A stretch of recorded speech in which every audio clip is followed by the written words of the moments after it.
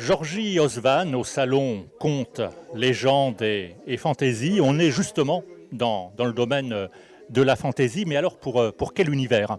Alors, j'écris dans le domaine de l'heroic fantasy, mais basé largement sur les légendes celtiques et sur un univers druidique.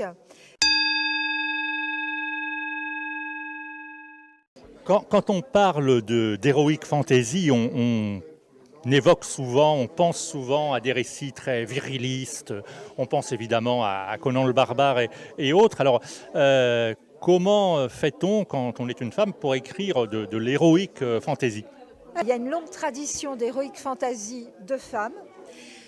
L'une des premières, c'est Ursula Le Guin, qui a écrit la saga Terre-Mère.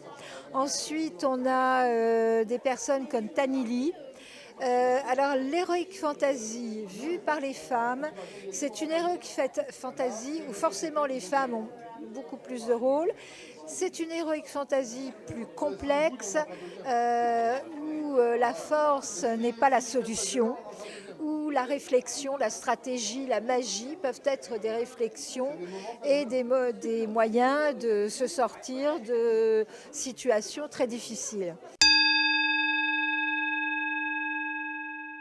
Et en fait, dans ma saga, j'ai bâti une société druidique où les hommes et les femmes vivent en égalité, vivent en harmonie avec la nature et avec ses lois.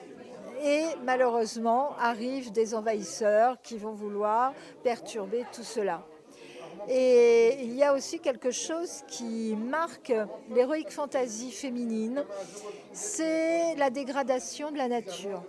Et dans mon histoire, ça se passe 658 ans après un cataclysme qui a submergé les côtes de la Bretagne et des pays celtes et qui se sont retrouvés isolés du reste du continent.